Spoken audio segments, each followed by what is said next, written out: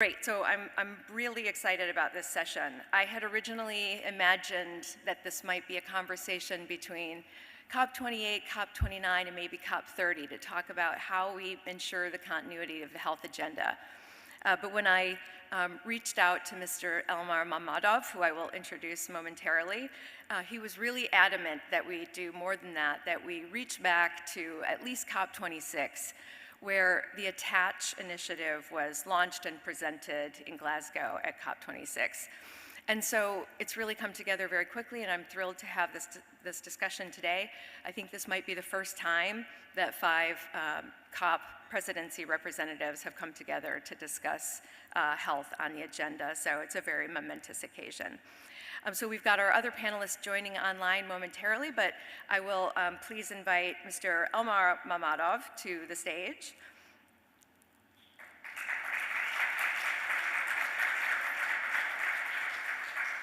Mr. Mammadov is the head of Economic Cooperation Department of the Ministry of Foreign Affairs here in Azerbaijan, and he's also the Action Agenda co-lead for COP29. Thank you so much for being here. Let's have a seat.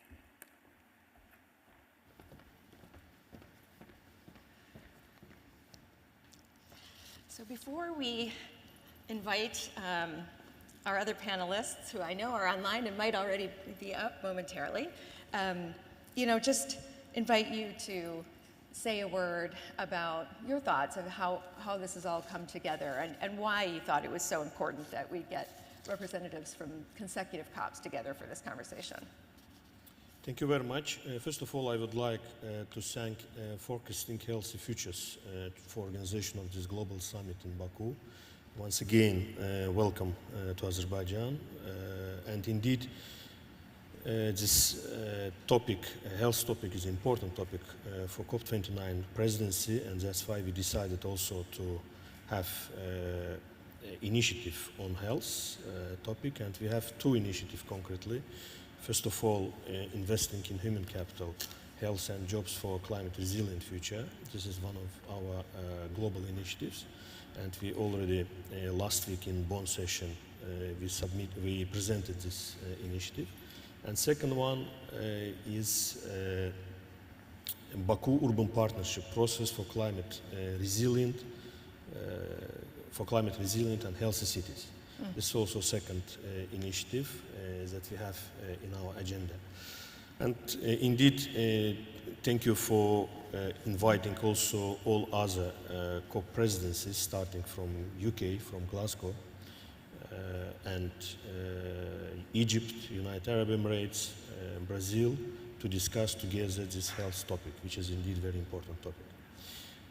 At the national level, also we have implemented several projects at the city level, at the national level, which has very strong health impact. Particularly, cities of Azerbaijan are participating in Green City program of EBRD, where we have also health impact projects. We have already elaborated Green City Action Plan, and this Green City Action Plan for our cities, it's actually investment plan for green transition. At the national level, we implemented several projects which has very strong health impact and also has very strong elements for green transition. 3 economic regions of Azerbaijan announced as green energy zones in Azerbaijan, and we are implementing green energy projects in Karabakh, in Eastern Zangezur, and in Nakhchivan economic regions of Azerbaijan. And also we have Clean City program project actually implemented by several ministries of Azerbaijan. We have very important also first green sea trade port in the Caspian Sea of Azerbaijan, again in Baku. It's a green port in Baku, and also some other projects which are implementing actually, and we are continue our efforts for green transition. And all these projects, I believe, have very strong health impact. Thank you. I think the city's angle is such an important one and a huge opportunity for Azerbaijan to lead the way. We convened a panel yesterday on that topic with fantastic speakers talking about urban heat issues, air pollution, waste removal, water safety. And we also convened a similar panel on that in Geneva, and the interest was really strong. So that's really exciting to hear. And yes, health is very central to that, so that's excellent. Great, so I would like to introduce all of our online panelists now, and then we will turn to posing questions to each of them consecutively and make sure we save enough time for some discussion for Mr. Mamadov to also ask questions of them and see how much progress we can make and discussion we can have in the short time we have together. So online we have Dr. Maria Naira, welcoming her back to the Forecasting Healthy Futures Global Summit because she was with us to help us open on Tuesday. Fantastic to have you here again. Maria, of course, is the director of the Department of Environment, Climate Change, and Health at the World Health Organization. We also have on the line from the UK and representing COP 26, and he's waving, thank you. This is Leonard Ted. Leonard is the deputy head for Human Development Department and team leader, Climate, Environment, and Health at FCDO, at the Foreign Commonwealth and Development Office in the UK. We also have with us from Egypt, I believe, Ms. Naima El Ghazir. Is that you, Naima? Thank you for waving. Your pictures are small in my confidence monitor here, so great to have you with us. I enjoyed our brief conversation yesterday, and I'm really looking forward to hearing more about COP27. From COP28, we have Ms. Shabano Tirmizi, who most of you probably know well. She's the UAE Climate Change Special Envoy and was, of course, very central to the planning and execution of the first ever Health Day in Dubai last year on December 3rd. And finally, we have representing Brazil in the COP30 presidency, Nanny Santana. He's the focal point, at the Department of Environmental Health and Workers' Health. So welcome to you as well, Nanny. Is Nanny with us? Okay. Great. Well, Maria, I'm going to start with you, if that's all right, because you have really been, the face of the climate and health issue for a long, long time. And I was thinking back to when the World Health Organization first started to prioritize the threat that climate change represents to our goals for universal health coverage and for improving health outcomes. I can think back as far as Director General Margaret Chan bringing these issues up during the World Health Assemblies way before. Dr. Tedros has obviously made it a priority as well. But Maria, we'd love to hear from you, sort of the origins, the evolution of this focus on such a critical aspect and what it was like in the lead up to the announcement of ATTACH. Thank you very much, and congratulations on the amazing success the last 2 days and a half. Wonderful to see so many friends around this screen, people with whom we have been working long hours together, but with a great pleasure, and of course with amazing results. So very happy to see you all. History is something that can be very long or very short. WHO started to work on climate change and health probably more than 20 years ago. And surprisingly, when last year at the World Health Day, we decided to do a campaign and selecting a theme, we realized that the theme was exactly the same as 20 years before. Our healthy planet is our healthy life. Our health is so connected with the health of the planet. So we started to put all the scientific evidence together. We started to pass the messages around how much climate change was representing a threat to the big pillars of public health: access to food, access to clean air, access to water, sanitation, and shelter. And by using those arguments, we started as well to go to the COPs, to attend the COPs.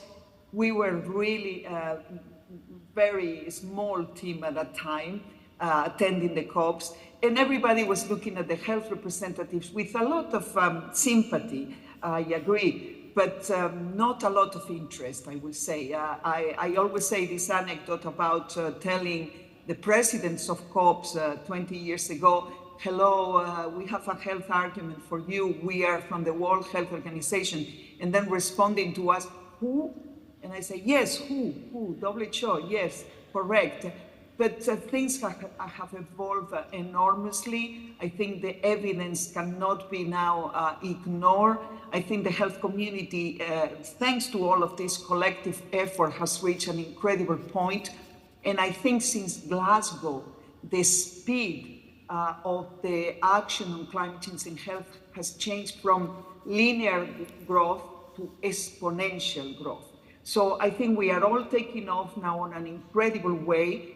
And all of these COPs since then are so much interlinked, interconnected, with incredible results. No pressure on Azerbaijan and Brazil on making sure that they are maintaining this level of ambition and growth, this speed that is now so incredible, but has been an incredible adventure. My final remark to start this dialogue is that you know, the urgency, when you deal with public health issues, the urgency is completely different as when you deal with environmental issues. So probably one of the biggest success on all of this is to bring the public health, the health argument to all of these COPs to make sure that everybody understands that the urgency is different and is definitely affecting our lives and our health. Thank you so much for that. Yes, the urgency is really coming through now in a new way, which is good to hear. I particularly appreciated Dr. Tedros' remark during the World Health Assembly last month when he said, only the health argument can inspire the kind of urgent climate action that we need. And you've probably already heard me say that a couple times, but there's a lot packed into that short phrase, and I think you just summed it up very nicely, Maria. So love to turn now to Leonard and ask you to talk, and maybe if you can, a little more specifically about the Attach initiative and its launch in Glasgow. I remember watching the proceedings of the health portion of COP26, a little bit on the sidelines, but very well done and a lot of great content, and Maria was moderating that sidelines. But it was a little on the sidelines, if that's fair to say. But would love to hear from you, Leonard, about how Attach made its way into COP26 and how it was received. Thank you, thanks. So hopefully the audio is clear, and greetings from Glasgow. Lovely to be with you virtually this morning. So a few remarks. So as Maria said, it's wrong to sort of pick out one point to say that this is where there was a takeoff moment, because that wouldn't do a service to how much technical work and really thorough work with WHO's leadership over many years. And I think some of the speakers that will follow will attest that there really has been, and as Maria mentioned, a building of momentum recently. And we really felt that at COP26 here in Glasgow. Evidently, the worlds of climate finance, climate diplomacy are huge. The worlds of health diplomacy, health finance is very large, very complex. It's the largest sector that the UK government development programs invest in, for example. But the work on the overlap felt slim, yet working in that overlap felt to be an exciting and a growing place to work. A few really practical things that we found to be very helpful in the months preparing for COP and leading into the Attach framework and partnership was first, number one, to listen to the sector, right? And people trust health professionals, making sure that frontline health professionals were able to relay their kind of personal experiences of what the climate crisis actually means for health service provision and the constraints faced. Also, we found it very helpful to use very clear and very consistent language that we would can state that the agenda was about climate resilient health systems, that it related to sustainable low carbon health systems, always stating health systems, and that the continuity of language, and that became quite sort of foundational for Attach and easier for us to get country subscription. Countries weren't signing up to slightly different variations. We just used complete consistent language. The third point relates to health diplomacy. So as we held the presidency in that year, in that preparatory year, began leading it at COP26, that meant that we were able to use UK diplomats who, together with WHO, and WHO being an international lead role in the sector, but as a member organisation, a sovereign country's diplomats in their country have, in a way, more space to go into a ministry and say, this is what this agenda is about, and really on the front foot say, can you consider signing up? And so we found that the partnership between WHO and UK diplomats in many countries very helpful to explain and to dialogue with countries ahead of COP26 so that more countries could join. And I think it's now 83 countries have signed up to the attached principles that were launched. There's quite a lot on vision. We knew, and Marie and I were discussing, we knew that the plan needed to be that there needed a resolution at the World Health Assembly. We were really pleased to see that this year. We knew that it needed political and financial sort of framework discussions at the intergovernmental level, and that's just built and built since. And the last thing, hopefully it's clear, is that all of this is about the quality of partnership, and with huge thanks to the other speakers who've been able to build and grow and continue to work with WHO to reach the point where we are now. We're really looking forward to further partnership in this space. Thanks. Thank you so much, Leonard.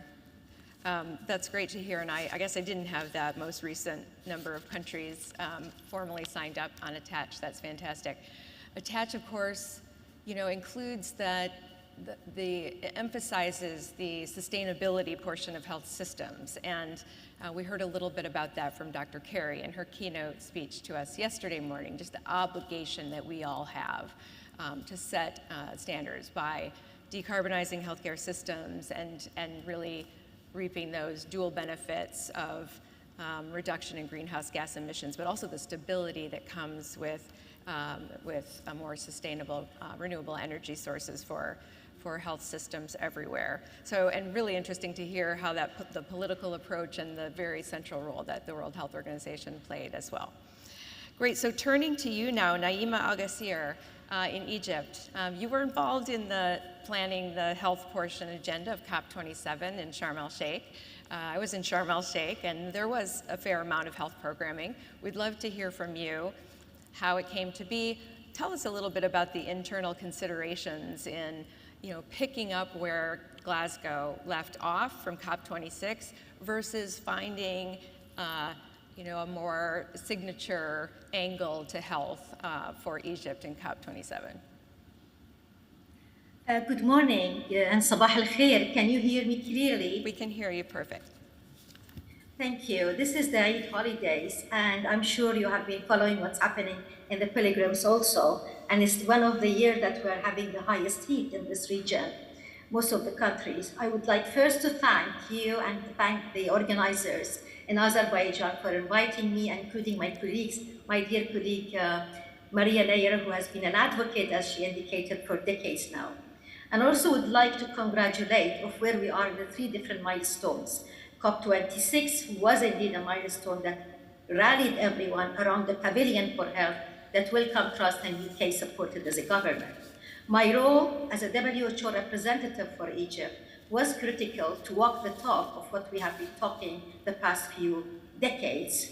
As a child from Bahrain who had been interlinking always health and environment and not sickness and environment, to really walk the talk was an opportunity, especially since Glasgow 26.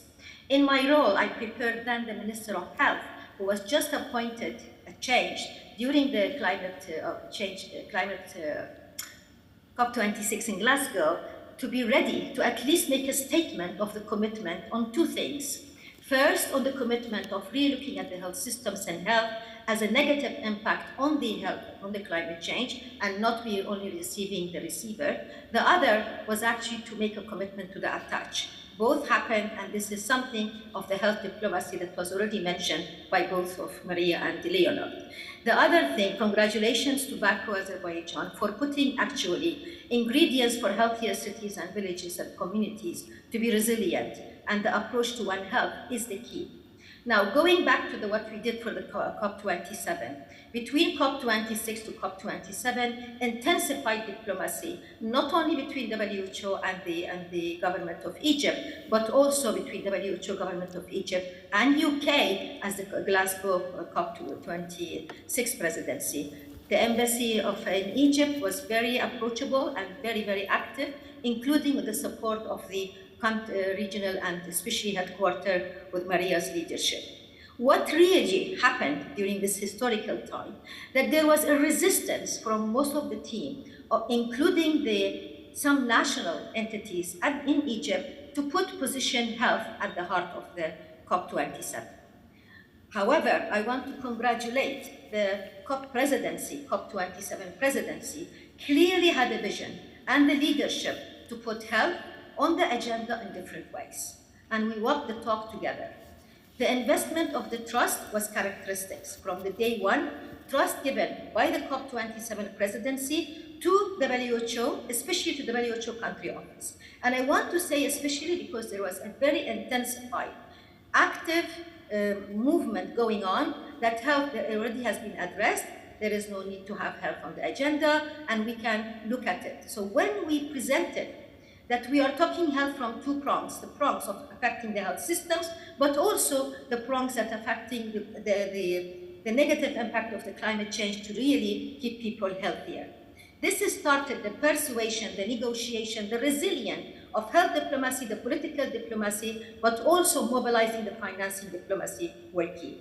Now, the three questions addressed to me, I would like to say that with the COP27, building on COP26 was critical. Very critical, because we also had the attach activated, where we had Egypt co-chairing.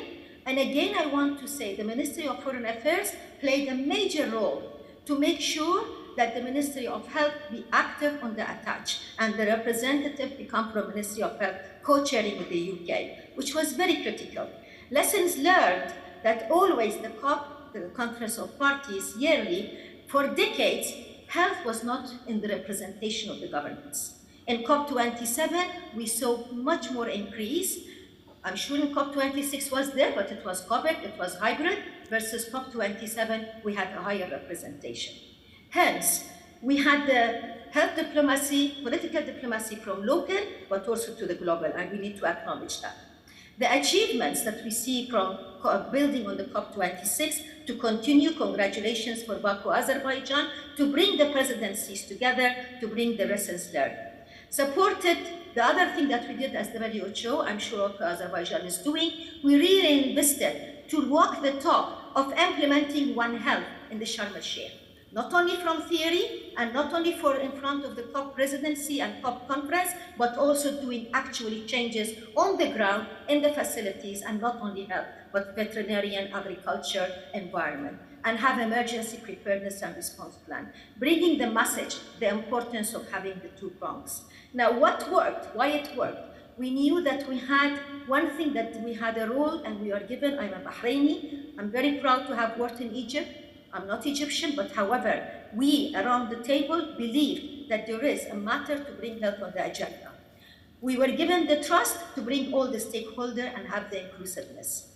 Again, the COP presidency and the National Steering Committee, I want to acknowledge also Minister of Environment, who shifted her initial discussion, health no place, to really health a place, and also asked us to work on take the initiative for climate action on nutrition, and rallied around it. Less than 3 months, we managed to take it to the global because of the trust, because of the support. The appointment of the first youth special envoy, proudly to say, Dr. Omnia Al-Amrani was one of my volunteers and for 9 months before her appointment, and she's a medical doctor. Again, this gave the health a higher positioning. Appointment of the special envoy of non-state actors, Dr. Mahyuddin, who was a believer in the health, to be a change catalyst for the whole environment and crucial to the environment. inclusiveness with very clear vision of the COP27 presidency on the roles and responsibilities. UN Pavilion worked, because what we did with UN Pavilion, Civilian Pavilion, Youth Pavilion, we managed to put, as Dr. Maria Neira supported, we managed to put health in almost every advocacy and every discussion.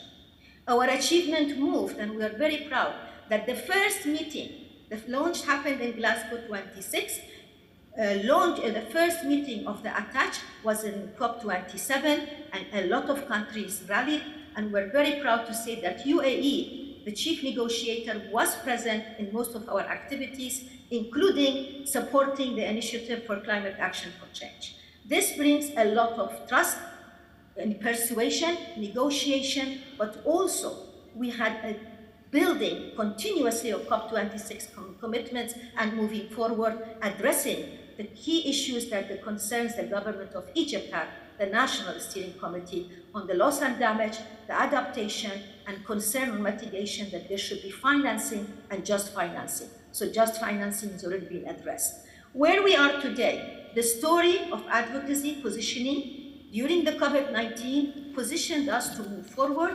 ATACH is very active, it has grown, it has now many working groups, proudly to say. One of the key working groups is on the zero carbon, low carbon health facilities and resilience, but also another one is on the nutrition, where we brought the international and non-governmental organizations around the table, using the diplomacy from day one to bring food security, food safety, water resources, and nutrition and health together, where we had GAIN, Sun scaling up for nutrition, and EAT were leading. Definitely with different countries, including the UK that had been very active, Canada and Ireland and Germany. Where we are today, the key characteristics: leadership, the vision, the coordination, utilizing the science to position our argument, and bringing localization of what the talk, especially the youth, not only the medical and nursing and pharmacists, but also the engineering, the media, the youth of Africa, to be the voice to bring the advocacy through their innovation. The timely and other things that we learned, this is maybe for Dr. Mamadou, that it was the critical cell that established by COP27 presidency was timely information sharing to avoid any hiccups and avoid any misunderstanding. Different languages same languages does not mean the same meaning or understanding. So intensified virtual communication was there, alignment, negotiation, and backup, not only of the governments, not only of the UN, but also of the INGO civil society. Call for advocacy continued for everything. Again, I want to thank Wellcome Trust for the opportunity of pavilions, health pavilions, that really has opened up. What happened in Sharm el-Sheikh? We received quality support for ATACH, quality support for ICANN, Initiative for Nutrition, which is now moving forward, put the seed for the One Health, which is now a bigger agenda on the things, but at the same time, advocated for healthy cities, healthy villages, healthy communities, where today we just heard that Baku, Azerbaijan is putting it as an initiative, and we have worked very closely with UN Habitat, mobilizing the whole youth to actually look into the healthy cities, urban planning, and at the same time, healthy villages. Where we are moving, establishing resilient families and communities have been decades. Yes, 20 years active voice, however, it has been longer than that. I am a child that at 7 years old, I was told about environmental and health.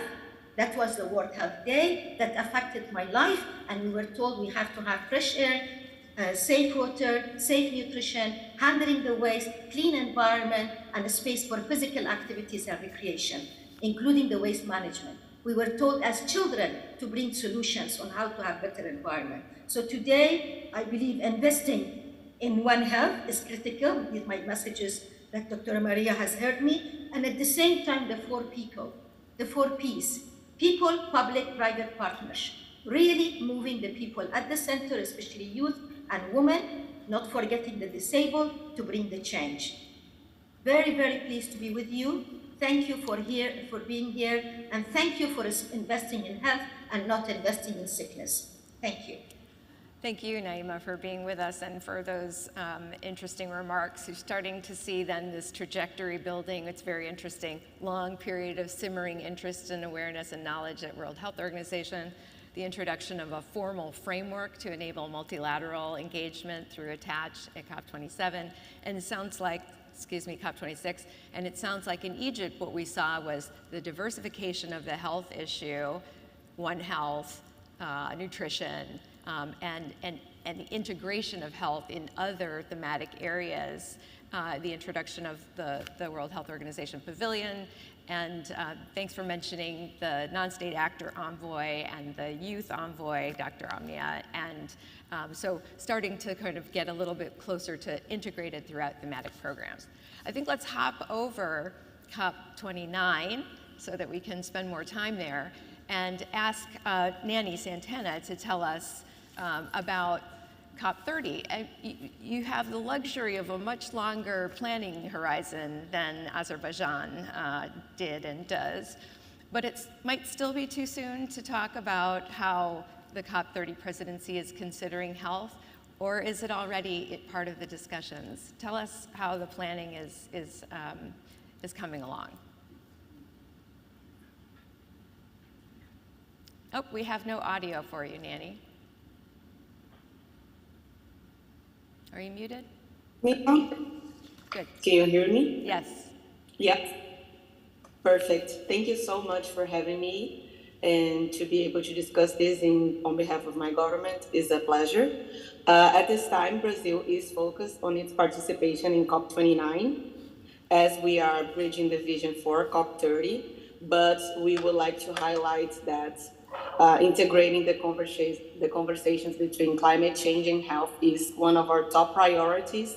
This is not only what Brazil has been doing in its national practice, as we are working on our national adaptation plan with a specific health sectoral plan, but also across international forums, we are bringing the discussions in this intersection between climate change and health, particularly not only because we're already feeling the impacts of climate change across our health systems, specifically with the floods in Rio Grande do Sul that were quite devastating and impacted 3,000 health facilities in our country. So we're very concerned with building climate resilience and bringing this conversation to the international level at the COPs. So as we are focusing on our participation at COP29, Brazil hopes to see a second health day to continue discussing these the bridges in the urgent health emergencies that are happening across the world with climate change. But we're also hoping to host side events focusing on tackling the effects of climate change in health sectors with an equity lens, focusing on vulnerable populations, and giving the protagonism to developing countries that are the ones that are facing the harshest consequences of climate change. And we also hope to host a side event discussing the strategies of the health industrial complex to tackle climate change with a focus on adaptation measures to ensure that we can provide equitable health services across the board, both at an international and a local level. So we would like to showcase our best practices, as Brazil has just approved a national strategy for the health industrial complex that focuses on sustainability standards and adaptation and mitigation measures. And I believe that, as Dr. Maria Neiras just remarked on her speech, we need to focus on having health and climate conversations across the board. And even as we prepare for COP29 and COP30, we need to ensure that the health day is not a singular occurrence, but that we can see that the climate and health conversation are walking along together across the presidencies. So further along than Brazil, but as a systematic practice across international conversations. Thank you for your time. Thank you so much for being with us, Nanny. I hate to think about what time it is if you're at home in Brazil, so really appreciate that. And great to hear that there's that collaboration happening with the current COP 29 presidency, and now hopefully with 28 and 27, if we can make this group a group that comes together more often for consultation, so we can really take advantage of what previous COPs have learned in the process. Of course, probably nobody learned more about how to highlight health than the COP 28 team in the UAE, where the first ever health day was announced. So now we'd like to turn to Shivano Tirmizi to talk about that extraordinary process in the lead up to that decision to highlight health in Dubai. And Shivano, are you with us now? I don't see your image, but we would love to hear your insights and experience and what that was like, and what surprised you about the enormous response and enthusiasm to the Health Day on December 3rd. Thank you very much, Kelly. It's lovely to see you all, and really great to be part of this conversation. Just before I start, I would like to say that we had really great work that had been done by our previous COPs, as everyone has mentioned on this call before, and of course the enormous campaigning agenda, the scientific work, and the mobilization of the community that WHO under Dr. Tedros, under Dr. Maria Neira's leadership and others had done. So really we saw COP28 was almost like a crescendo moment where we were able to build on all the previous work that had been done and kind of bring it together and be able to elevate it to a point where on each level, as we had started doing with WHO about 2 years before COP had started, on a political level, on a community level, at a government level, in various aspects of government. So it was a very clear decision for us from a UAE leadership perspective, given that health is a very important sector for the country. And of course, we heard WHO's argument, and the climate argument for health loud and clear way before COP28 happened. So it was really something from our perspective as a presidency, as a government, pretty clear, and we were very committed to from day one that we wanted to elevate health at the highest level within the climate discussion at COP28. With WHO, we started doing consultations about 18 months ahead of when we were hosting COP28. We had our first consultation with WHO in Kigali at the AMREF health meet, along with Dr. Moeti, and we brought together about 80 different members of various constituencies, and we asked them what success for the health sector looked like for them for COP28 and what they wanted to see. And there were various aspects that came out in this consultation that were reiterated in the two dozen other consultations we held jointly with WHO and other partners in the lead up to COP28, and it was very apparent that the community was very ready and ripe to continue to build on the momentum that had started at Glasgow, that Sharm el-Sheikh had elevated further, and that everyone was really ready to come together and be able to get that right level of elevation of health, both from a community of practice perspective, and we saw that with the non-state actors, with private sector, with others really rallying around climate health at COP28 and showing up in big numbers. And we also saw that very clearly from a government perspective, and that was reflected in the first ever climate health declaration that we put together with member countries, with WHO, with a group of champion countries, all of whom are actually on the screen. Egypt, Brazil, UK were all part of our champion country group when we put together this climate health declaration. And of course being spearheaded by WHO hand in hand with the UAE. We had 160 countries sign off on that. So that again was really testament to the fact that countries were committed. They did believe in the health argument for climate change, and they are ready to be able to continue to walk the talk, as our colleague from Egypt said, in terms of integrating the climate and health agendas. So we were with you, Kelly, in Abu Dhabi at Forecasting Healthy Futures when we did announce that we were going to host this health day, and elevating health within the climate discourse really was a no-brainer for us. And I think we really did have the entire community rallied, set up, and there to be able to come and deliver this. We worked very closely with WHO to make sure that there was strong representation of the health representatives at the ministerial during the COP28 Health Day. So we had about 50 ministers and over 100 representatives from the health community present. And that was a strong message to show that the community was part of it and was being meaningfully engaged. I think what came as a surprise to us really was we did want, and in agreement with WHO, a certain number and a certain kind of quorum of health ministers and of the health community, but I don't think we were expecting to see the program, the representation, the participation literally multiply and mushroom the way that it did.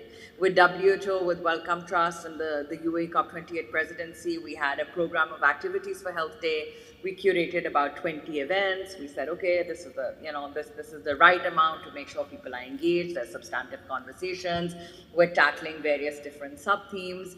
But what we started seeing in the process of preparing for Health Day was that, there were multiple other partners through non-state actors, youth community, private sector, international organizations, and others, even outside of the Health Pavilion and the Health Day, where they were planning their own activities. And we saw all of that happen pretty organically outside of the Health Day that was organized with WHO, COP28, and the champion countries and the working group. So that was really, really interesting for us to see. And we said initially we don't want any duplication. We want to make sure we're bringing efforts together, and we were able to do that quite well thanks to this community with our working group. But it was also nice to see that happen organically and to see multiple different initiatives, commitments come out of this that were outside of the more formal framework that we had put together as part of the Health Day. So I would say that was one. Other than that, I think just really it was a really strong testament to the power of partnerships. And Leonard, you spoke about, really this being a partnership at the end of the day, where we really did see the community come together under the leadership of WHO with the former COP presidencies, with Brazil playing a really strong role. Minister Nisa had, announced at COP28 in the ministerial that she will ensure that there's a health day also in Brazil to continue that conversation. And of course, we've been working and speaking with Elma, who's sitting right next to you and looks very far away from my screen right now. But congratulations, Elma, on the initiatives that you have announced as COP29 presidency, and we remain your ally, and we will support you along the way to make sure that this continues and climate and health continues to be integrated. And we're very excited to see how this is taken into implementation and how the commitments that were made. We had about over $2 billion in climate health financing that was committed at COP28, and really see how the actions from different aspects of the economy, different actors, and the finances really does come together and is implemented at COP29. And then of course COP30, where we're particularly looking at closer integration of climate and health, especially as we have a new set of NDCs come out, and see how the health aspect of that can really be integrated and then implemented. So thank you again, Kelly, for bringing us all together. We would love to continue to see almost this alumni group of the COP presidencies carry forward the health piece till no one else has to be convinced of Dr. Maria and WHO's health argument for climate change, because really it should be one that we no longer need to argue, and where we see real proof on ground of implementation and success. So thank you very much. Thank you so much, Shivano. Yeah, it's fantastic to have this group together, and I do hope that this is a forum, a new forum that you all can continue to address these issues together. And I just love the collegial and collaborative spirit of this session and of all of our panelists. You know, and Shivano, one thing you said I think was very interesting, that even outside of the events and convenings that you organized formally as part of the Health Day, we started seeing health coming up in other areas too, spontaneously and organically, as you said. I really think that speaks to the power of dedicating a day explicitly to health. Of course, the Day of Health was also the Day of Relief, Recovery, and Peace, and I saw a lot of programming that brought those two worlds together in a new and critical way. So that was also really impactful. But I do think that the focus placed explicitly on a health day is what led for that kind of integration and dissemination of health concerns throughout other interests and actors in Dubai. So that was fantastic. We've still got some time, which is great, to have some questions and discussion. I first want to turn to you, Elmar, and ask, having all of these past COP presidencies, health advocates with us now, what do you have along the lines of questions for them that we might address now, or reflections on what they've just shared? Thank you very much. I would like, first of all, to thank WHO and also friends from UK, Egypt, United Arab Emirates and Brazil for joining to these discussions. Indeed, it is very important and very useful. We would like, as a COP29 presidency, to ensure complementarity between all these initiatives. On the one side, to tackle new issues, to bring new issues to the climate agenda.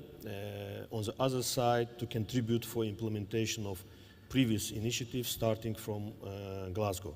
This is a key also objective of COP29 presidency, and also we would like to make it maximum inclusive.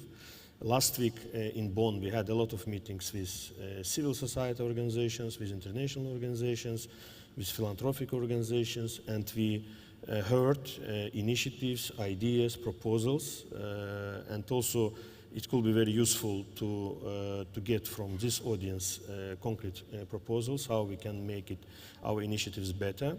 We had 5 principles for designing of our action agenda initiatives. First of all, to ensure balance between enhancing ambition and enabling actions. Second, to have balance between 3 pillars of the climate agenda, mitigation, adaptation, and climate finance.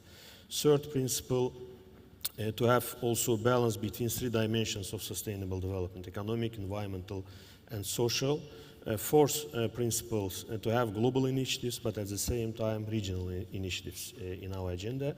And last but not least, harmony between human and nature, which is also very important, between climate action and sustainable development.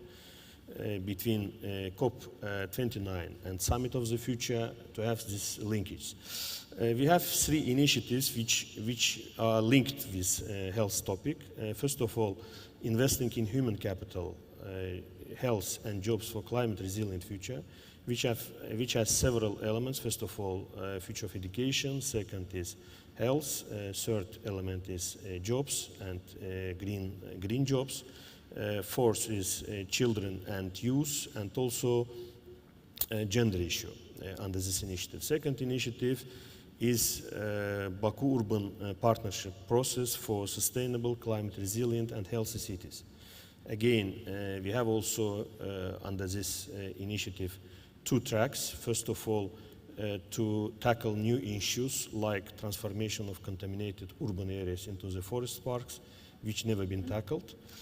Second, urban climate resilience and early warning systems in the cities, green construction, energy efficiency in the cities, green public transport, all these elements. And second track under this initiative to ensure again complementarity between all previous urban initiatives. And this health topic also will be at the center of this initiative. And third one, Under the agricultural pillar, we have initiative Harmonia for Climate Resilience and particular focus on climate smart village and also farmers and particular women and youth. These three initiative has a health impact, and I believe our cooperation between these 5 COP presidencies could be also useful to ensure this complementarity between these initiatives and to tackle new issues. Also, under the investing in human capital, health and jobs for climate resilient future, we would like to bring together 3 different sectors to tackle also intersectoral synergy, to bring together not only representative of the ministries of health, but also education, also labor, environment, together to discuss all these issues. Thank you for that. We haven't talked a lot about finance and the fact that despite all of this momentum, enthusiasm, new knowledge and expertise, the climate financing available to build more resilient health systems is still woefully lacking. The statistics are less than 5%, but it's really less than 1% that's explicitly invested in the health sector. Last year in Dubai, we did hear a couple encouraging announcements along those lines. An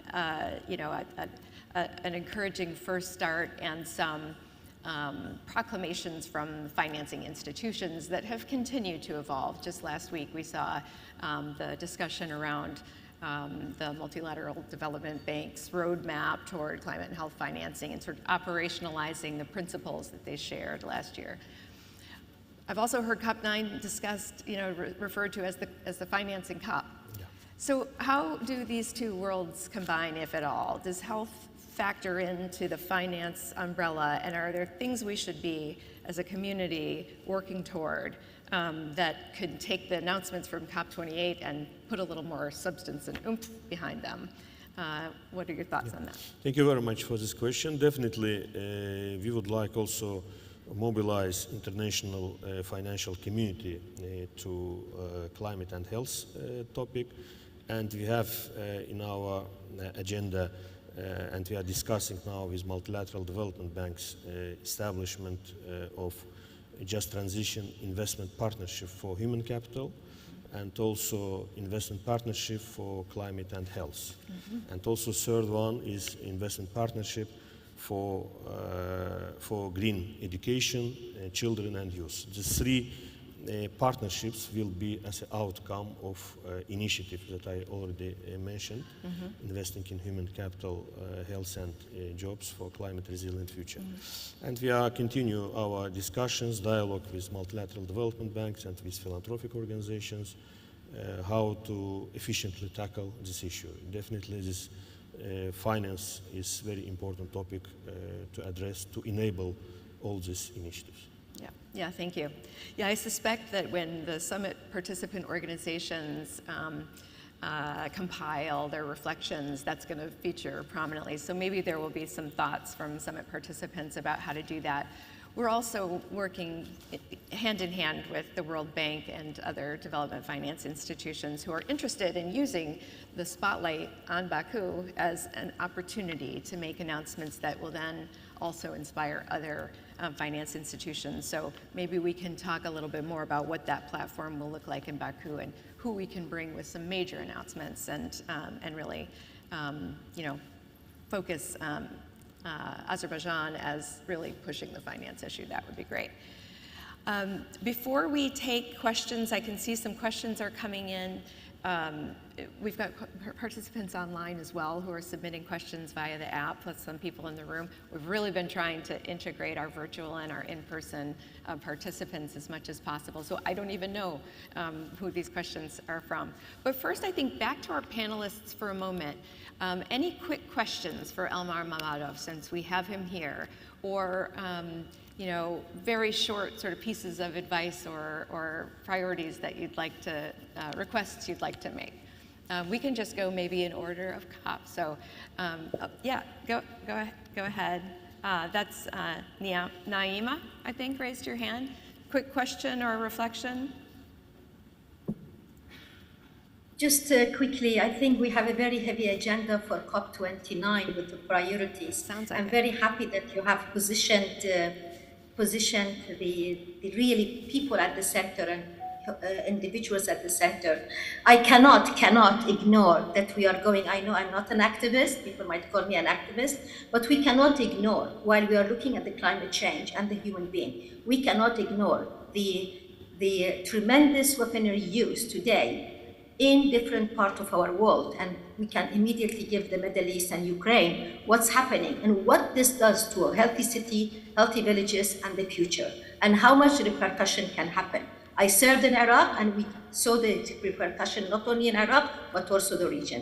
This is something goes to what we called earlier, the area of peace, but also the area of recovery and peace. So this is something I believe by COP30 we can invest in and work on. The other question, how much of domestic resources, not only in terms of money, but also in terms of people energy and the contribution needs to be documented of bringing a positive change locally for better communities and families to live. This is a question that I am raising for all of us. Thank you.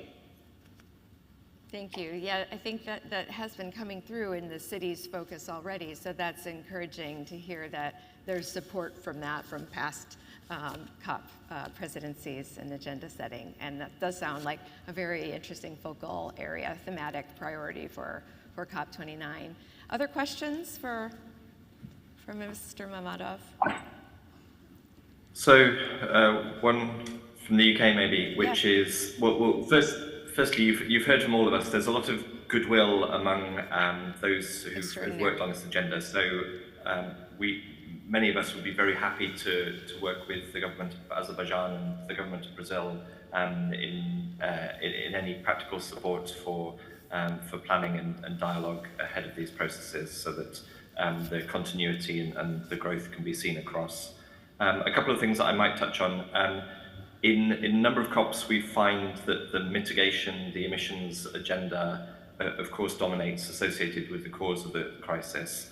But there's a real opportunity for the adaptation and resilience pieces to grow, particularly in the climate and health area. It's been fantastic to see something Maria mentioned, which is the national adaptation plans, the health content of these grow. So there's an opportunity for sort of further sharing there. I think also there are a number of linked issues which sometimes can have great resonance. So people who are working on air pollution, air quality crisis, which is not exactly a perfect overlap, but there are many connections. And so an air pollution, also water and sanitation. Sometimes it's a different pavilion, it's a different agenda, but the links are very, very strong. And on and you mentioned, Kelly, the financing piece. So yes, that grows and grows. So the commitments to new quantifiable goals and the role that health plays in those. We're very keen that climate and health doesn't become its own niche, that it's the intersection. Great to hear you talk about intersectional issues, Elma, and the potential for finance to grow in the macro sort of development and climate finance writ large, not a sort of not limited and not of a sort of climate and health niche. We're linking to the big agendas here. Thanks very much. Thank you, Leonard. Yeah, interesting. We heard about that earlier in the summit as well, about the notion that we shouldn't think about climate and health as a new vertical. You know, health is the outcome of a lot of different initiatives. And in that regard, positioning health within the human capital issue is a wise way to make sure that it gets more diversified and that it doesn't become just a narrow special interest without. So that's very interesting, and it's very consistent with how we tried to structure the summit, bringing in WASH, air pollution, agriculture, nutrition, humanitarian assistance, and really trying to recognize that we're all working toward the same health outcomes, and that's the health of climate and health, not just a narrow field. So wonderful to hear that from you, Leonard. Time for one more question from a panelist, if anyone has, or question or comment. Can I have? Sorry? I see Brazil, but I will go later. Okay, well, we'll fit you both after in. Brazil, If you could be brief, Brazil Nanny. first. Thank you. I'm sorry for the interruption. The questions would be just what are the current ideas for the Health Day in the COP29? And if there are more concrete aspects to the climate financing initiatives that it was mentioned, particularly regarding health, what are the ideas to make sure that we go beyond the ambitions, but really get into how that would be implemented, how we can foster more investment for health adaptation, national adaptation plans, for instance, as you've mentioned, the scope for investment right now, I believe is around 1 or 0.1%. So I would like to hear a bit more about this presidency as to how it hopes to make this more operational within the platform and the scope of COP29. Thank you. Is it too early to be more specific about within that thematic area, how it shows up, and anything that we haven't heard from you that you can share? Yeah, on thematic dates we are working. Actually, we are at the very final stage of defining the topics of thematic dates. Definitely it will be, but I cannot tell you precisely how it will be. It will be human capital and health, so it will be separate health. But very soon we will officially announce it. But also regarding the questions on particularly last question which came from Brazil, we are working on this on finance issue actually. And it was created last year, Health Impact Investment Platform between WHO and multilateral development banks. It was, this platform was established last year, and on the other side we have also finance working group of ATACH. We would like to work with these both tracks and also to clearly to define demand side and supply side, and also to continue to work to mobilize financial resources. And I think that it could be very useful also to have close cooperation between all these 5 COP presidencies, WHO, to discuss this issue, how we can better design this investment partnership to bring together all key actors. On cities issues, in our list of initiatives, indeed there are complementarity between initiatives also. On the one side we have climate resilient and healthy cities. On the other side we have also climate smart villages. They complement each other from food point of view also, supply and demand side. And we would like also, after our discussions today, I believe that we need also to probably to concentrate also more on health topic in agricultural field also. Yeah. Because this issue is indeed very important. Challenges for us is we have very short time because for COP29 presidency we have shortest time until November. We have now initiatives. We're working on concept notes, on content very intensively. And I believe that all comments, all proposals and advices could be very useful. That's great to hear, that there is still time for this group and past presidencies and to weigh in on that and support you in the direction that you do choose. As you know, we heard from Yelchin Rafiev on Tuesday morning about the pace of planning and recognizing that it did have a really short runway to November, and glad to hear that things are on track, and we get reports that are very encouraging on that front too. So that's been great. Maria. Oh, Shimon. Yeah, thank you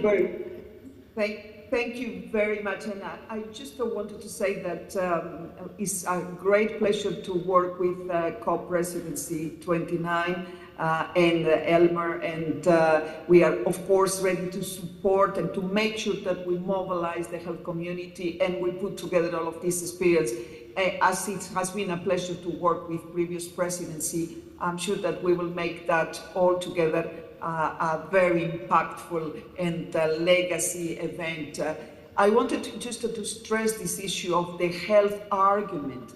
I think we are all convinced by now that health can be the biggest, the strongest motivation to do more. And that's why there is nothing vertical here. On the contrary, health can be the argument to mobilize and accelerate the transition we need to cleaner sources of energy, and therefore tackling the horrible public health problem that we are facing now related to air pollution and the horrible mortality associated with the transition to sustainable food systems, as we did with ICANN, and we are moving that to that. The transformation now of the urban environment, and these initiatives that will be launched at COP29 fits very much on this transformation that is needed. And of course, the transformation of our own health system, reducing our carbon footprint, making sure that the health systems will be the ones that we need for responding the needs of the 21st century. So health is the argument. So not only the health argument for more climate action, now more and more we are convinced that health is the argument for accelerating action on mitigation, adaptation, financing, and all the transformations we need that will provide enormous services to our society. So very happy to work with COP29, as we have been extremely happy to work with COP28, COP27, and COP26, and I'm sure that it will be the case for COP30 as well, but maintaining and elevating more and more the level of ambition and of course the speed, and I'm sure that we are all very demanding on the impact we want to obtain from all of that. So thank you, Elmar, very much. Thank you, Kelly. Has been amazing this summit. Thank you so much to all. And I think Shobana wanted to talk as well. Sorry if I took the time. No, that's perfect. Thank you so much. Yeah, we only have 3 minutes left, and there's a couple questions. So let's hear from Shobana first, and then I'll just read at least one of the questions that came in from the audience, which has got some interesting points in it. Shobana. Thank you. Just to build on what Dr. Maria is saying in terms of ensuring that we continue to keep up the ambition and the momentum, just really keen, Elmer, to hear from you. And of course, congratulations on the initiatives that you've just launched.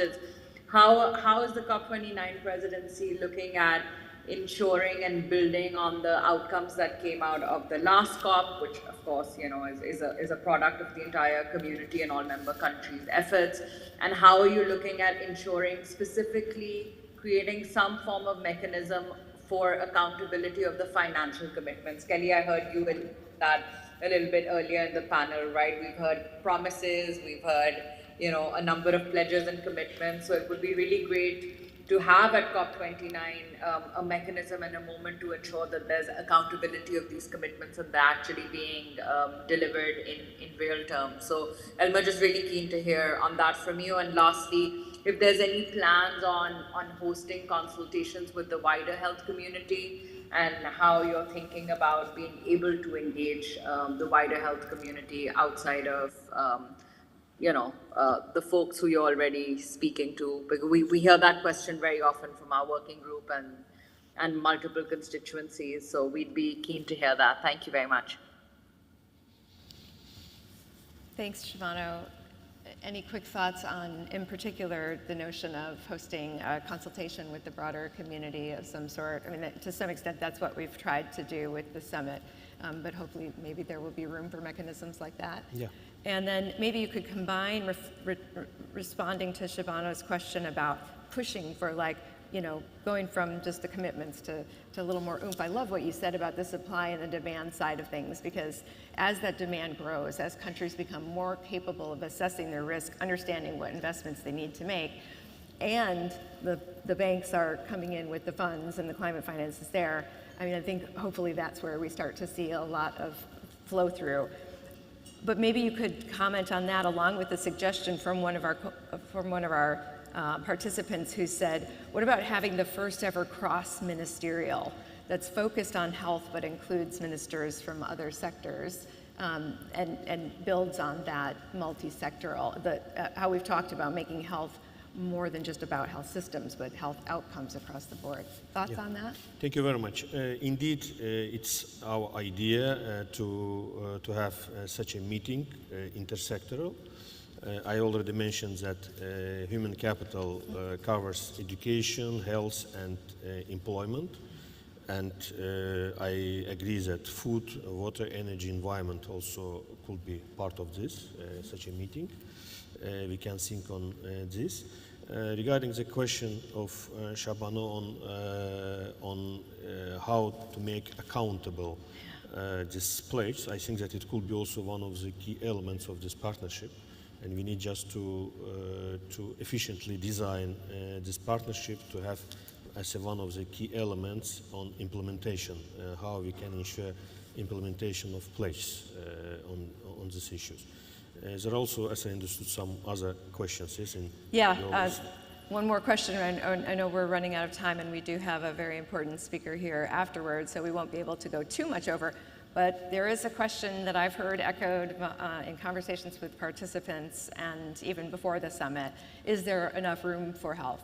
If it's under the umbrella of human capital, which you've made a very clear argument why it belongs there, but is there a concern from the global health and climate community and this momentum that's been built up that it might get lost a little bit in the discussions of finance and the other aspects of human capital?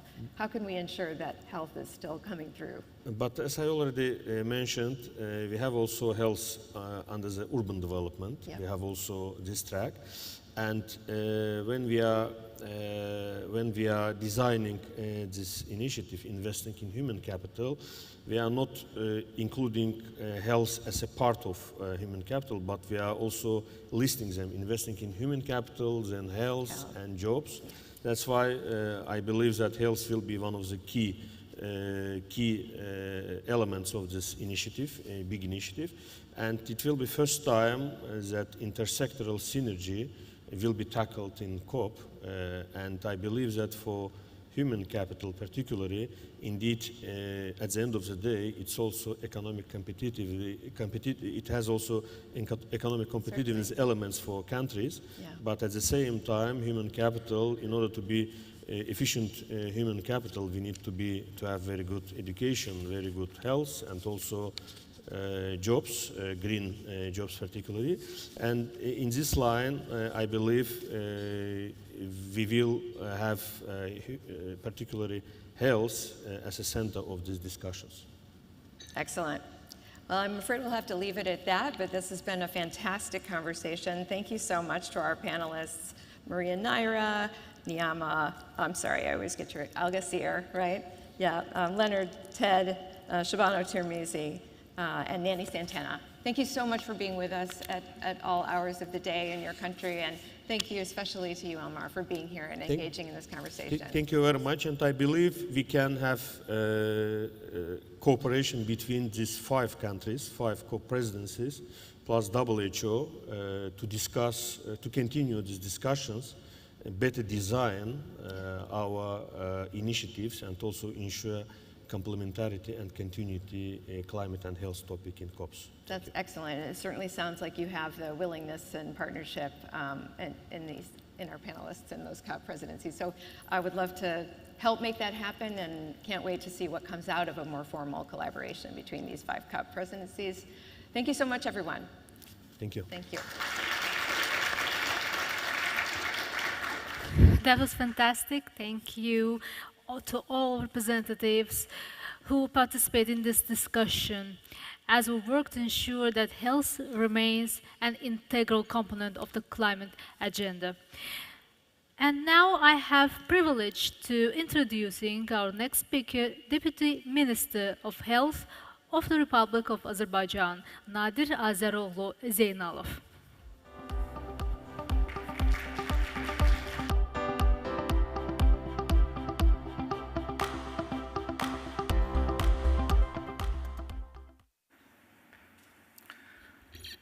Good day, dear participants of the conference, ladies and gentlemen, distinguished guests.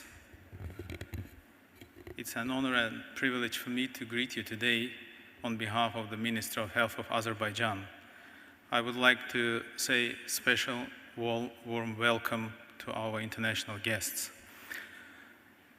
In the coming 20-25 minutes, I'm going to deliver you a presentation about my country's perspective on health and climate. But this presentation will encompass a little bit more than only health and climate issues in Azerbaijan, because it's kind of difficult to understand the challenges without knowing the background. So I will start with the system of healthcare in Azerbaijan, including historical aspect. And then I will move to some brief information about the country itself, about its demography and climate, and then we'll move to climate change and health-related issues.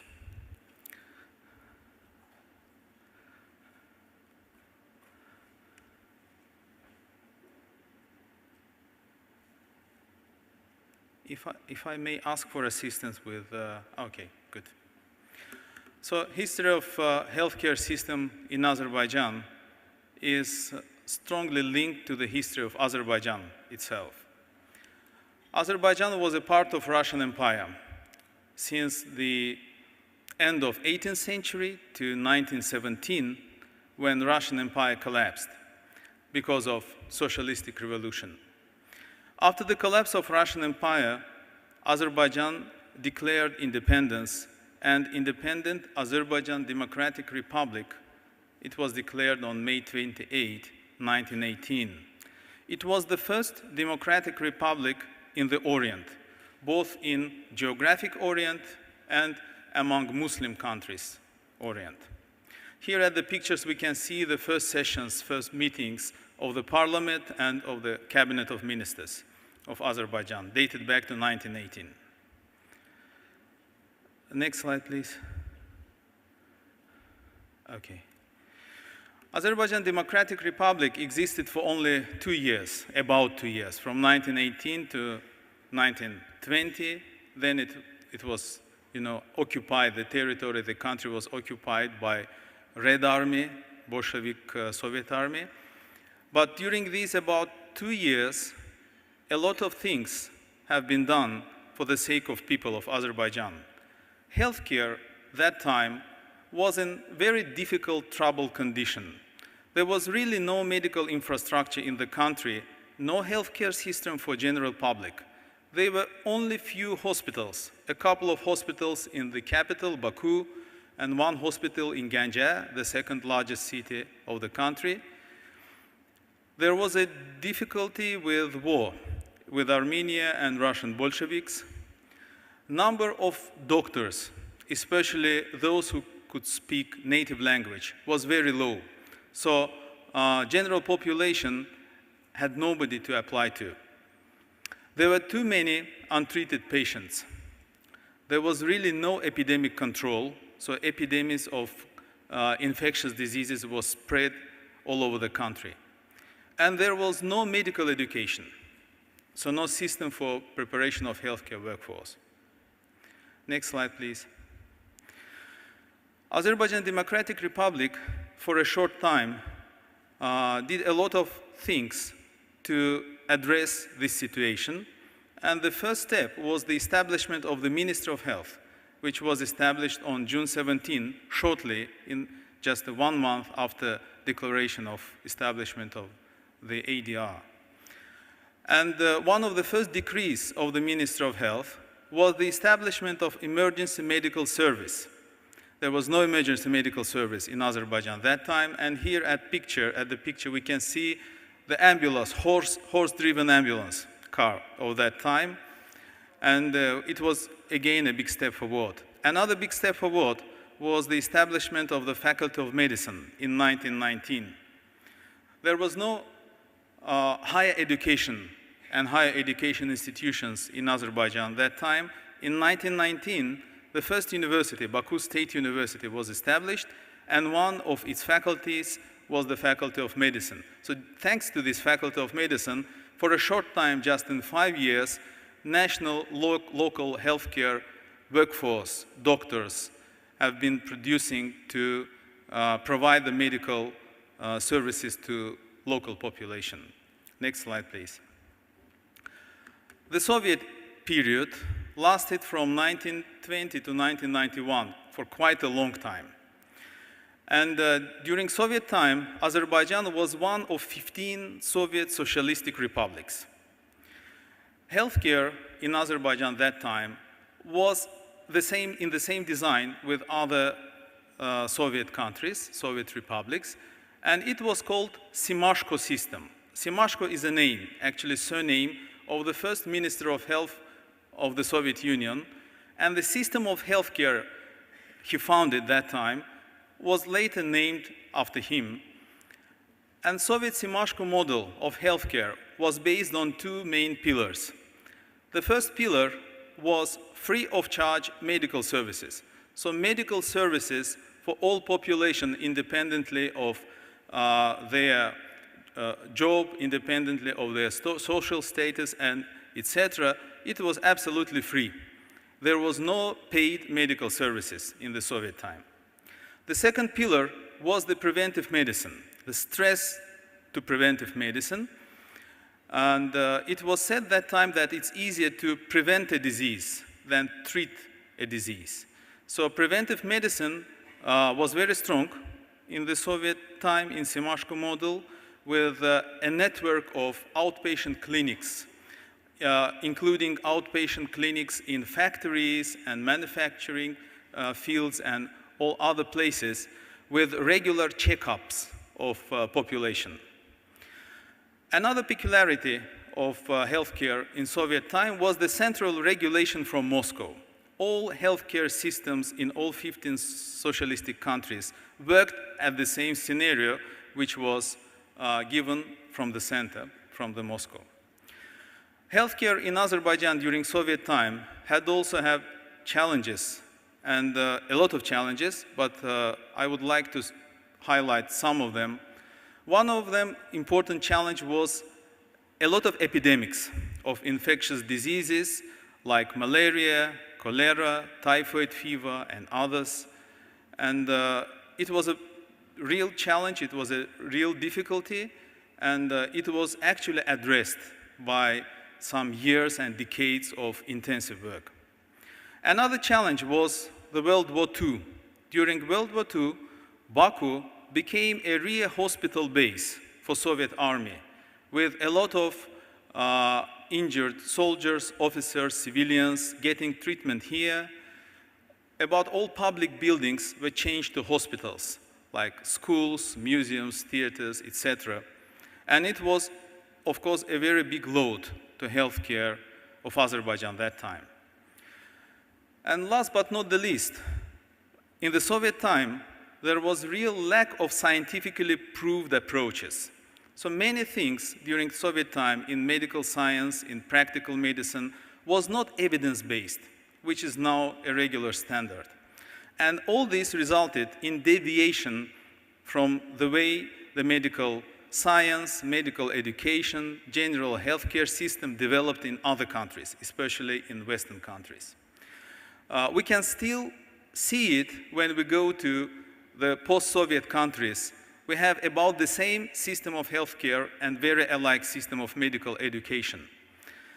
The only exclusion could be Baltic countries, which are different just because now they are the members of the European Union and they build their work according to EU directives.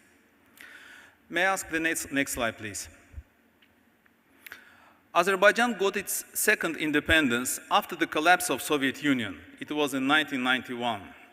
And that time was a very tough, difficult time in the history of Azerbaijan. We had serious political crisis here in my country. We had again war with Armenia, and our neighbor occupied 20% of the territory of Azerbaijan. You can see it in the map. We had thousands killed and injured civilians, mostly civilians. And a very big load to healthcare was 1 million refugees and internally displaced persons. About 300,000 from Armenia and about 700,000 from Karabakh region. And we had to deal with all this flood of refugees. Moreover, we had deep economic crisis that time, just like all other post-Soviet countries. And all this resulted in insufficient government funds for healthcare. And insufficient government funds resulted in development of private sector in medicine. And development of private sector in medicine resulted in high out-of-pocket payments.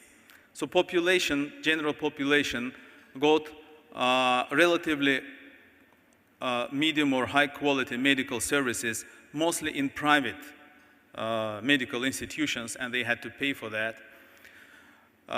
It's worth to mention that nowadays, when we have recovered our healthcare system and the state-owned medical system is very strong, we still have very strong private system of medical services as well. Next slide, please.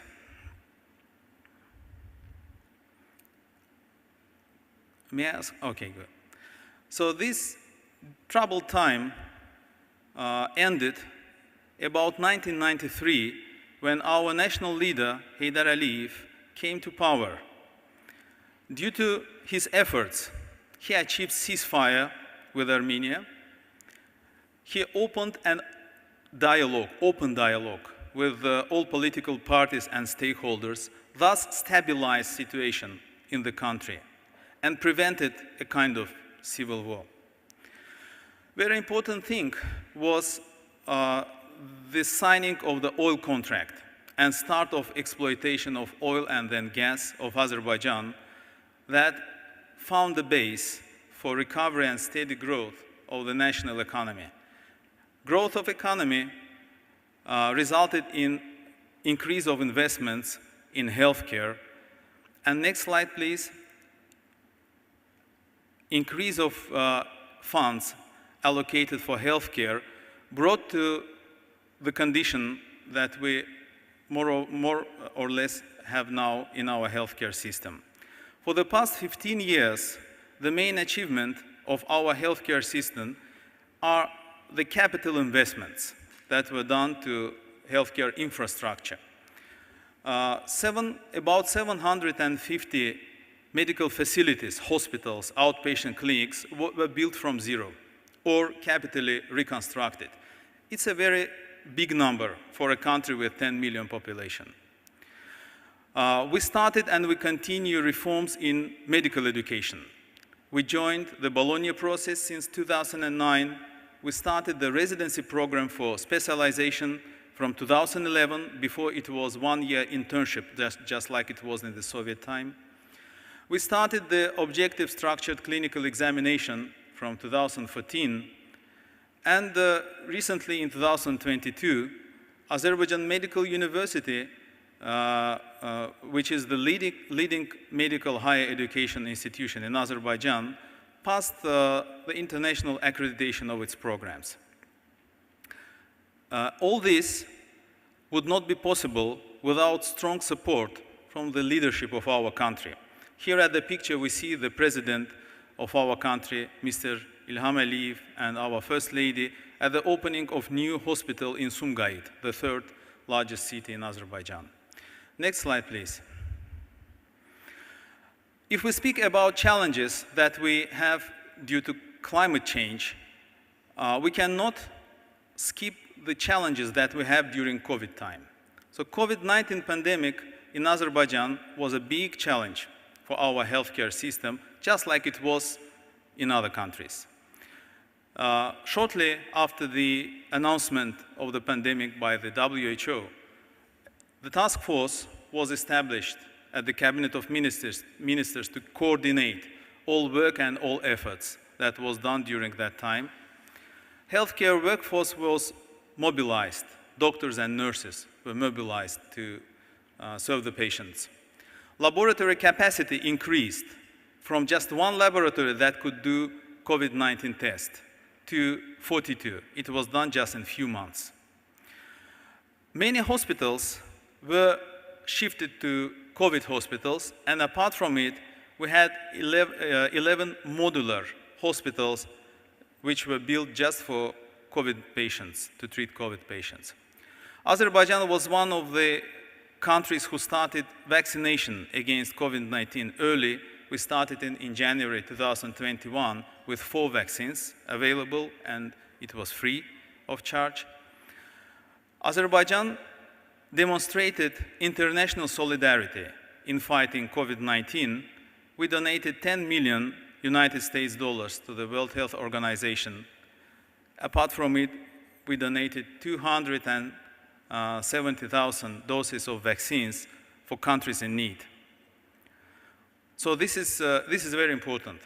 This was a challenge that helped us to learn lessons from difficulties and problems of healthcare. Next slide, please. Now, our vision forward is building resilient healthcare system. And we consider that to build a resilient healthcare system, it must be based on three main pillars. First of them is development of human capital, which is very important. No human capital, no medical system. Healthcare workforce and continued professional development are the core of the human capital in healthcare. Another important for us pillar is digitalization of healthcare. We are working on creation of unified digital platform for all healthcare providers. We work on digitalization of all medical services and accordingly on data collection and analysis. You can see in the picture on the right side, we have already implemented some electronic solutions like e-prescription, e-sick leave, e-epicrizis, and for pharmaceutical products, track and trace system. Very important pillar is the financing. Financing of healthcare in Azerbaijan significantly changed from 2021 when state mandatory health insurance system was rolled out. Mandatory health insurance started with the benefit package for population with about 2,000 services. Now, just in 2-3 years, this number reached more than 3,300 services for population. This is a big step forward to universal health coverage in Azerbaijan. Next slide, please. Now let's move to effects on climate change, on health and healthcare. If we look at effects of climate change generally in many countries in the world, we can divide them to two main groups. One are direct effects. Another group is indirect effects. Direct effects of climate change are mostly related to global warming and are mostly related to heat waves and heat strokes that suffer the population. Also, let's not forget about injuries related to extreme weather conditions like floods, storms, wildfires. The increase of number of these calamities, extreme conditions, results in increase of number of damaged people who are injured by the aftermath of these conditions.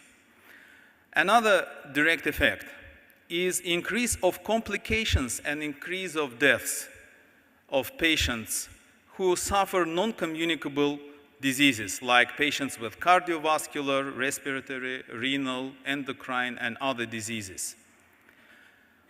Let's not forget about impact to mental health, which is also very important, especially impact to patients, to sick people, impact to mental health of child and adolescent.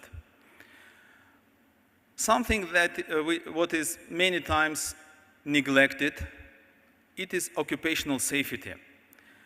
Impact of climate change to those who work outdoors is also very important because those who work outdoors many times are unprotected from temperature, from sunstroke, heat stroke. And this is actually an issue which is related to occupational health and at the same time climate change and health. And all these effects are multiplied when we speak about vulnerable groups.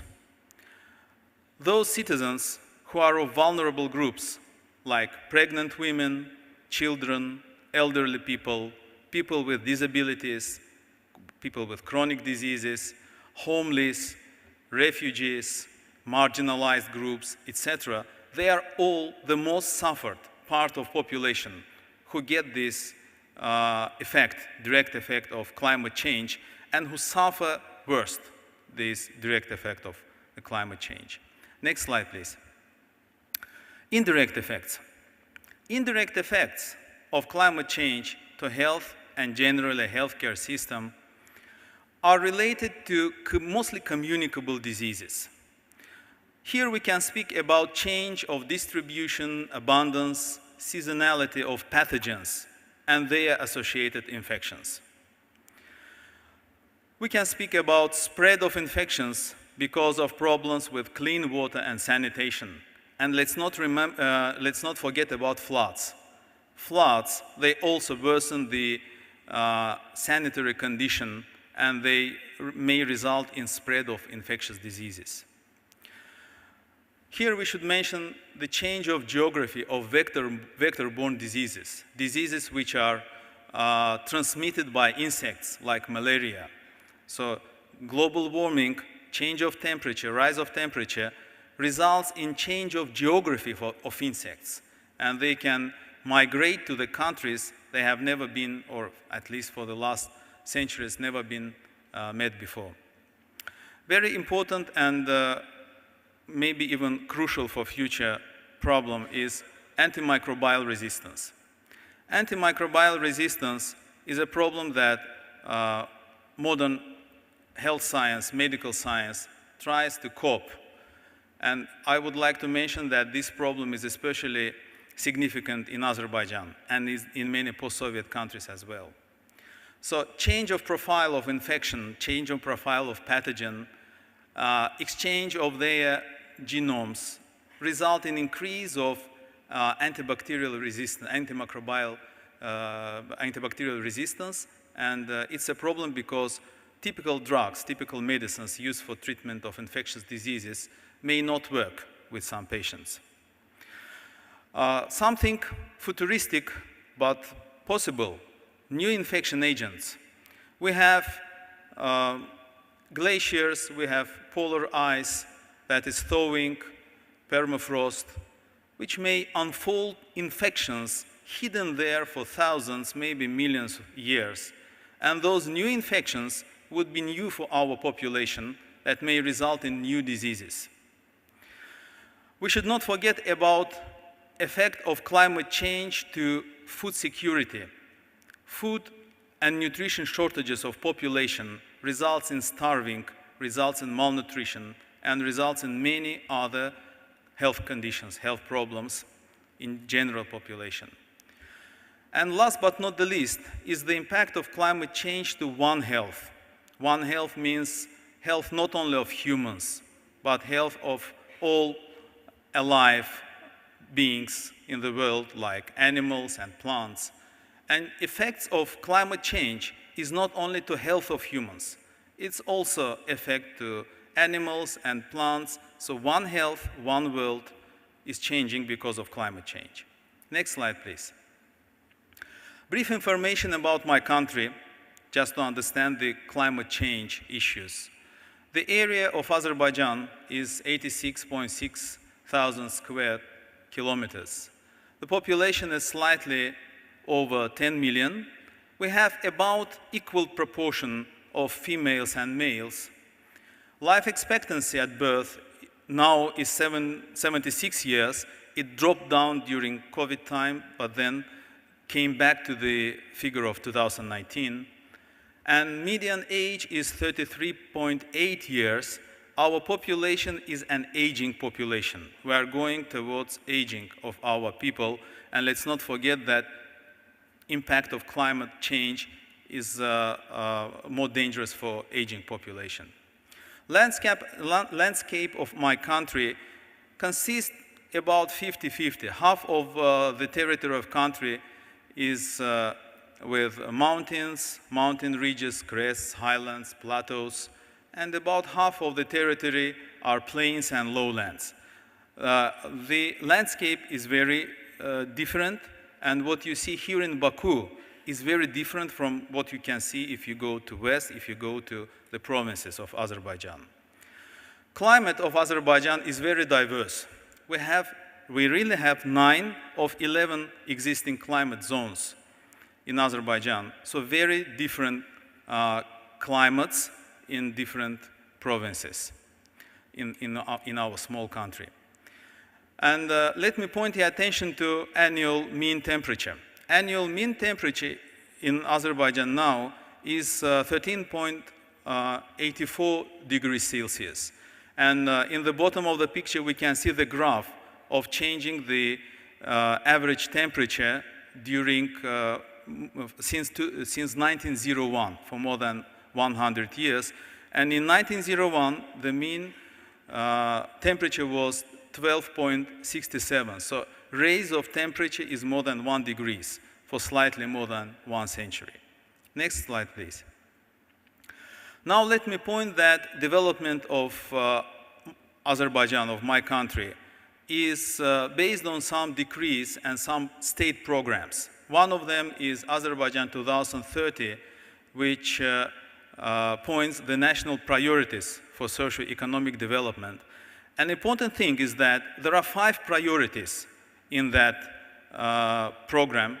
One priority, number 3, is areas of modern innovations and competitive human capital. And one of the goals, goal 3.3, is healthy lifestyle of citizens. It's actually everything about the health and well-being of the citizens. Also, we have priority 5 of the program, which is a clean environment and country of green growth. One of the goals, like 5.1, is high-quality ecological environment. So approach to climate change through environment and through health-related aspects are based on our state programs. Next slide, please. Important things happened in the end of 2023. One of them was at COP 28, when Azerbaijan joined COP 28 UAE Declaration on Climate and Health. Another one, again, it was December of 2023, when 2024 in Azerbaijan was officially declared a year of solidarity for a green world. So this year, 2024, goes directly through all aspects related to environment and climate change. Next slide, please. Another important thing was the fact that Azerbaijan was selected as host country for COP29. So all these drivers, declaration, year of solidarity, and COP29, they are all drivers for change in my country towards more green, more resilient, and more citizen-oriented, healthy future of the citizens' actions. Now, what we can do and what we are doing to mitigate impacts of climate change to health of our population. In my point of view, the first and very important thing is the raising of awareness. Awareness of healthcare workers and awareness of general population. Climate change is something that many people do not think about. Many healthcare workers do not think about. And many times when we speak with our doctors and nurses about climate change and its impact to health, we see questions in their eyes. They do not understand what's the link. So very important thing is to raise awareness of them, as well as of general population. Otherwise, we may not have a surge of efforts to cope with this climate change issue. Another thing is coordination in healthcare emergencies. The healthcare emergencies like floods, storms, wildfires, climate change related, maybe climate change not related like earthquakes, is very important to provide quality healthcare service for injured persons in time. So this coordination of different stakeholders in case of emergencies is very important. What is important, I'm alarmed that time is up and I will borrow just 2-3 minutes of your time to finish my presentation. So what we are doing is a proactive epidemiological surveillance to monitor the infectious diseases in Azerbaijan. And let me inform you that Azerbaijan was recognized by the World Health Organization as a malaria-free country, and we got certificate in 2023. And let me mention that this certificate is not one-off document. We may lose it if climate change results in relapse of malaria in Azerbaijan. So what is important? It's important to work on prevention of malaria and other diseases in my country. Another important thing is sharing information and monitoring epidemiological situation in neighboring countries, because infection agents many times come transboundary from the neighboring countries. So cross-border exchange of information exists between Azerbaijan and Russia, Azerbaijan and Georgia. We closely monitor the epidemiological situation from open sources in Armenia and Iran to be aware about the change of profile of infection like dengue fever in Russian Federation. Very important thing is screening of population for non-communicable diseases. First of all, cardiovascular diseases. Patients with cardiovascular diseases are especially vulnerable for heat stroke. And it's important, and we work on it, the action plan for antimicrobial resistance. As I already mentioned, it was a real challenge and big problem in Azerbaijan. Also, I would like to not forget vulnerable groups. We have to pay special attention to vulnerable groups in all steps, in all actions that we take related to climate change and health. And again, last but not least, healthcare financing. Financing is the cornerstone of efficiency of healthcare system. So if there is no enough finances, enough budgeting for healthcare, it's very difficult to struggle with diseases, and it's more difficult to prevent diseases. So healthcare financing inside the general financing of climate change related issues is also very important for Azerbaijan and for other countries as well. Next slide, please. Beautiful picture. We all hear and sometimes speak about future travels to other planets. We plan to colonize Mars, I don't know, to build a special colony in the moon and to move to other galactics sometime in future. This is our dream, but what is the reality is the next slide. The reality is this. The reality is that there is no planet B. And if there is planet B, it will be too late for us to do anything. So that's why what we are doing with the climate change should be done now. What we are doing with healthcare and health impact, impact to health of the climate change should be done now, should be addressed now. The sooner we start, the better result we achieve. This is all. Thank you very much. Could you please move to the next slide, the last slide? Yes. Thank you for your attention. Again, warm greetings from the Ministry of Health of Azerbaijan. This is the building of our ministry, and I will be happy to hear your questions, if any. Thank you very much.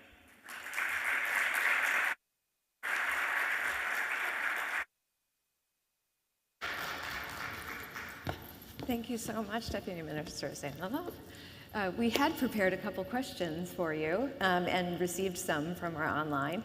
However, you very much addressed our questions in your talk, so maybe we can just reflect on that for a moment. You know, we were going to ask you about we were going to ask you about the climate effects on health that you're already experiencing in Azerbaijan. Hearing your remarks there was a really helpful reminder for us. This group of health and development professionals are more used to thinking about lower and middle income countries where the infectious disease burdens are higher. So it's helpful to remember that non-communicable diseases are impacted in big ways. You mentioned specifically heat, mental health. You ticked through a number of things that are important, including, the threat that we all face of the greater likelihood of emerging pathogens. And I really appreciated your COVID-19 response. It sounds like Azerbaijan was really on top of that.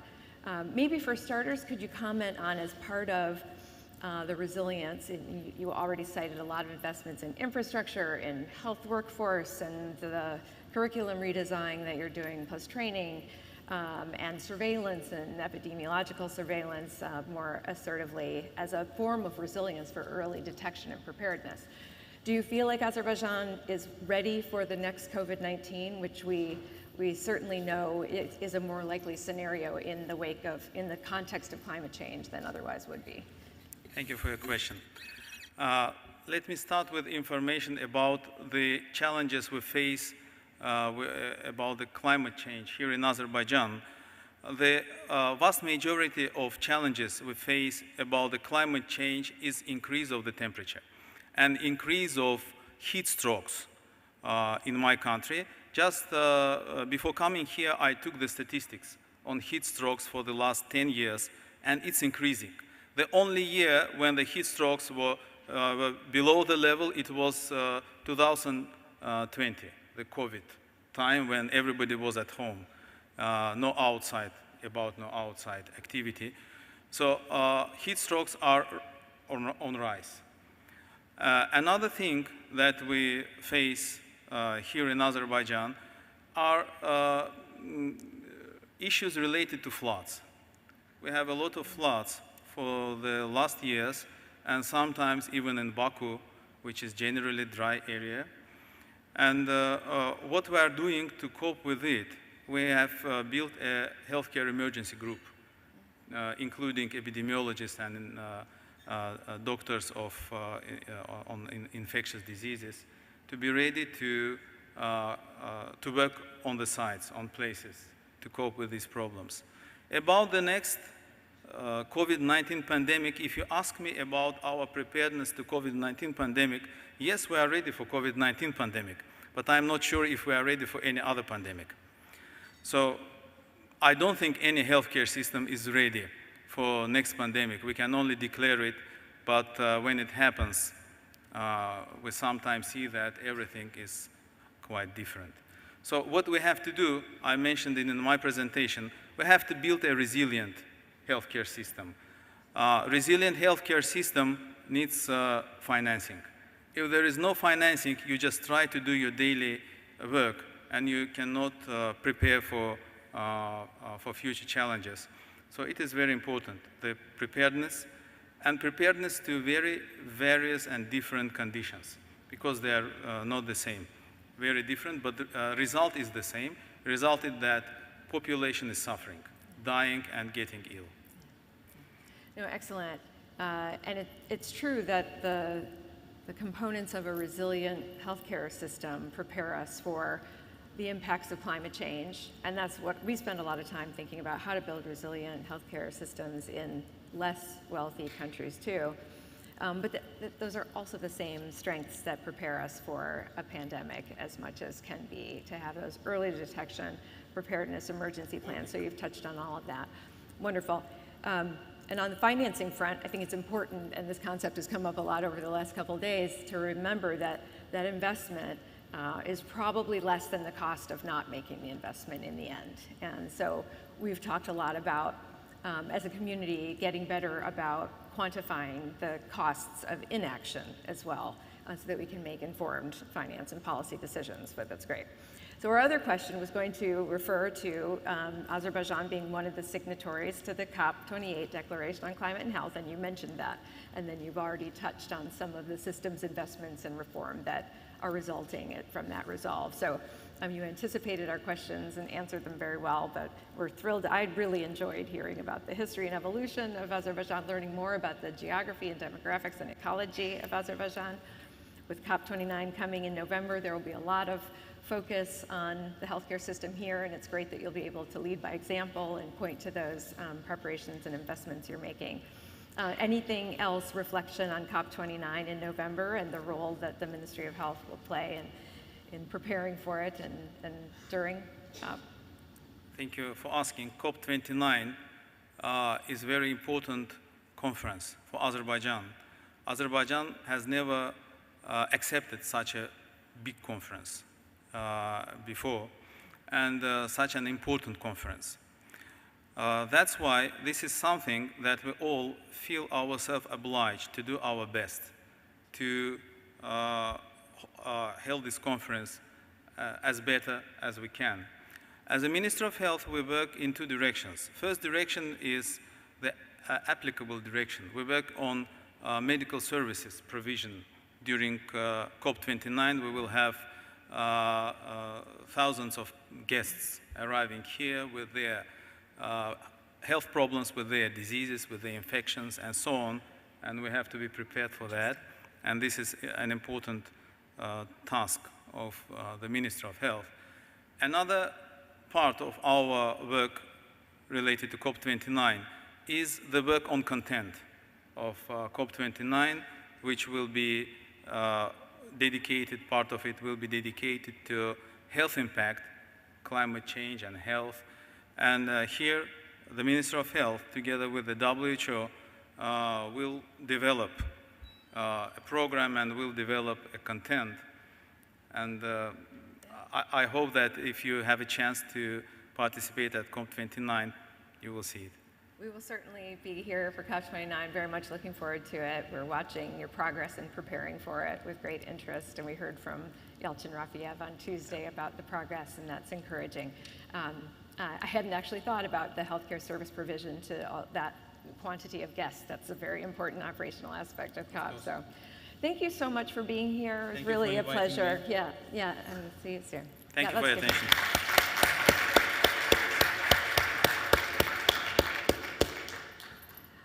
So we're moving on to the next phase, getting ready for roundtable discussion